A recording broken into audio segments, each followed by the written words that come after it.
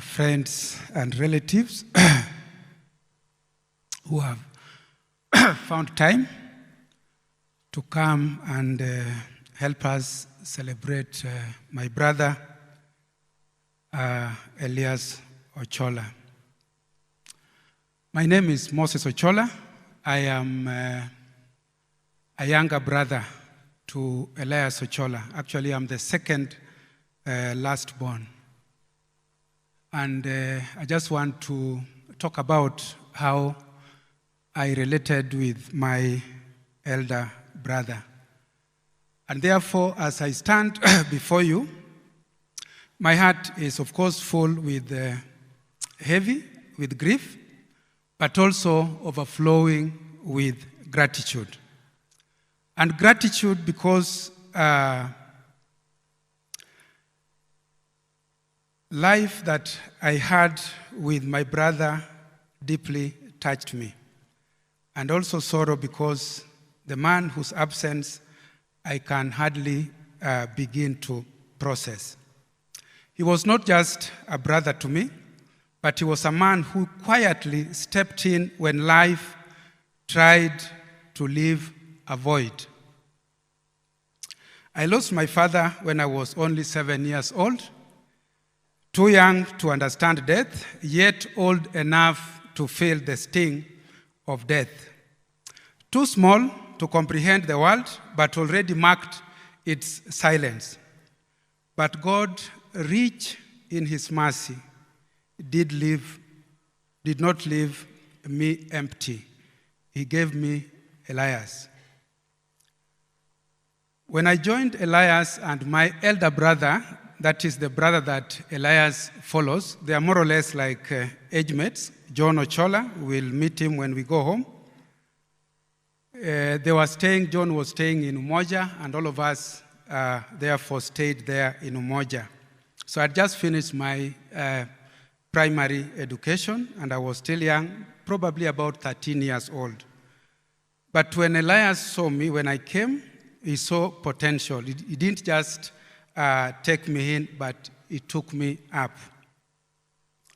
When I came, I joined a school called Park Roads, which is in Parkland, around Parkland area. But when Elias and Christine, who is here today, saw me, they felt that I deserved better. And they made a decision to move me from Park Roads to Lenana School. That time, Christine was working with the Ministry of Education. And I think she was a very powerful person there because I suspect she was actually the personal assistant to the Minister for Education. Because the way they transferred me to Lenana was quite strong. You can imagine somebody who did some Kenya KCPE then in some rural schools. I came to Park Road, a school that was not known. Then I landed at Changes. It was called Changes, a national school. The likes of Bush, Patch, those were the schools that were actually in the league of Lenana School. So that decision changed my life completely. When I later on graduated from Egerton University with Bachelor's of Education, Elias quietly told me not to report to the school where the TSC had posted me. He actually told me that there is something greater ahead if you dare to step out. And he asked me to leave my TSC posting, and he guided me into sales. He was so brave. Already TSC had given me a letter. I was therefore going to start my teaching, and I was going to start earning my salaries. But then he told me, no, just dare to step out. So he started, by then he was working with Gillette. And what he did, he gave me boxes of Gillette products. Have some water. Have some water.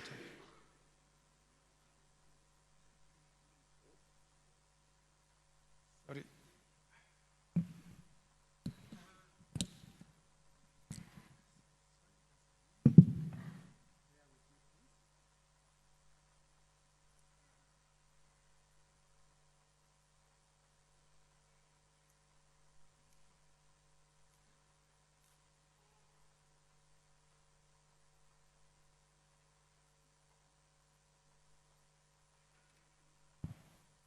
Sorry, I needed to take a sip of water. So Elias gave me boxes of Gillette products. And he told me now, we must go to this process. So every morning I'll dress very well. He gave me some nice suits, some of his suits that were good and could fit me. They were a bit baggy though. But every morning I'll report along Uhuru Highway with those Gillette products, the shaving products. And I'll be stopping motorists. When they lower their windows, I'll be merchandising. I'll be actually offering to them the shaving products of Gillette and explaining how those shaving products are so unique and they'll be so useful to them. Some of the drivers, of course, when they see me going, they will, of course, close their windows in advance, which was very, very discouraging, of course, but I kept on the faith. And I merchandised. After I was done with Nairobi, he will put me on a bus to Kericho, Nakuru. I'll stay in those towns, actually merchandising. And all this time, I was also applying for sales jobs. And God willing, through that faith, I got an offer with the Standard newspapers to be a sales representative. And when I got this letter, it also came that this job needed somebody who has experience in driving. And of course, in our family, we were coming from a humble background. We did not have a car. It's only Elias then who was then having, I think, a company car that he was using. So what Elias decided to do, I don't know, they got me a driving license through Christine. They told me, go to Thika, go to Thika, and pick a driving license. So I got a driving license, but I was not actually a qualified driver. So Elias took it upon himself, using his company car, to train me how to drive. And I remember that time we were now staying in Buruburu. One time he was sitting on the co-driver's seat. I was trying to control. We nearly hit a tree. But we managed. And I reported to that job. That was 15th March, 1995. By 15th March of this year, I completed 30 years of straight being a professional in sales. But when I went to report to Standard Group, I don't know what happened, but on retrospect, when I recently spoke with one of the colleagues I was working with, probably I made to understand what happened. But this head of sales then, he was called Mr. Mwariri. Mwariri, instead of posting me to where I was supposed to be, that is Nairobi, Machakos area, he posted me to Nyeri and attached me to one of the sales representatives. And he said, I need to take around 2 weeks just to familiarize myself with driving. You can imagine the mercy of God. Where on earth will you report to a job and then they realize you do not know how to drive and they still give you a chance to go and familiarize yourself with driving? I did that, and he was always besides me. He encouraged me, and I started my sales job at Standard Group.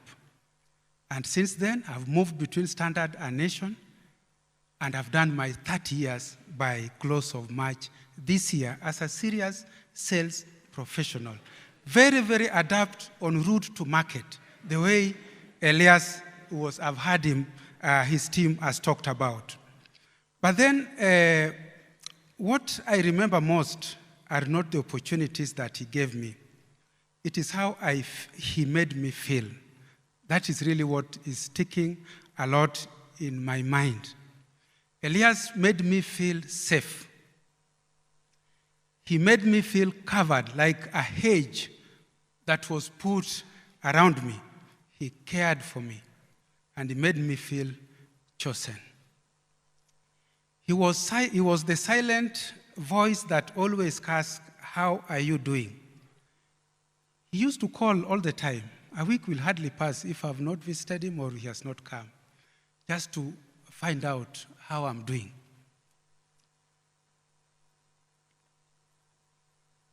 And he will call in the morning, whether he's driving to work. He will call just as he's driving to Brookside, and he'll go, "How are you doing, Moses?" He'll call me, "Nyango, idinade? Akuna di maber." So nyithindo dinade? They are doing well. So we'll chat and chat and chat. And then he will say, "I've passed this place. I did not see a copy of the Standard. What could be the problem?" Yeah? Because he knew I'm actually in charge of the distribution of that Standard newspaper. And that kept on motivating me. So he cared, and he just made sure that this does not reflect well on you. You have missed an opportunity. And he will keep on calling, and we'll talk a lot. The other thing that Elias did that I hope we who are remaining shall be able to continue, Elias was the family glue and always put the family together. He was so dependable, and he was never tired. Now, when this news came that he had gone, of course, I did not believe until I told Willis, who called me, that please let me just come to see with my own eyes. Willis told me, "Can you call the elder brother?" I told him, "No, I cannot call and pass news that I cannot be able to verify. Let me come and be able to see." But that death that we are celebrating today has made me feel like a child once again. That death has made me feel so exposed. I feel exposed. The cover that was there, where I knew that I was covered, there is somebody. I was always confident that there is somebody that is covering me. By the way, nobody could bully me, even at my age, when he was there. Even when we go home and we're at home and the villagers could start to harass, I was always confident that he will tell them off, though I was also old enough, but he covered me. I've for once felt again that I am an orphan, just because of the loss that I have experienced of my brother. But though in this pain, I see the hand of God, because Elias gave me something that death cannot take. There's something that he gave me when he took me up and when he nurtured me, when he mentored me. And he gave me a legacy of faith, and he shaped my character. I am who I am now, both spiritually and character-wise, because of Elias. There are things that I could be tempted to do, but when I think of what Elias will think of me, I will actually shy away and say, "No, I am not doing that." That one, death will not be able to take away. He has grounded my character, he has grounded my faith, and he has mentored me, and that I thank God for that. Elias taught me what my father never lived long to teach me. He stood in the gap that was left by my father. I never felt I missed a father figure in my life. Because as I grew up and joined secondary school, he took over, and he was there for me for each and everything. He led a life that I would see my father live. He used to tell me this is what our father stood for. Our father will not tolerate this kind of behavior. And therefore, whatever I missed, because my father died a bit earlier, I believe I got it in Elias, and I thank him for that. So today, even this pain, I say thank you, my brother, thank you, my father, and thank you, my friend. You ran your race with quiet strength. You lived your life with unwavering purpose. You gave and gave and gave until his final breath. Recently, when he went home, he called me because my first son is now trying to put a small Simba, and he called me and said, "This is very good, Moses. Make sure this young man do this thing according to the trend." And he could pass through my compound and look at it and tell me, "Now, you need to improve on this one. This one is not sitting well. See how you can be able to do this." Constantly enabling you and challenging you to grow.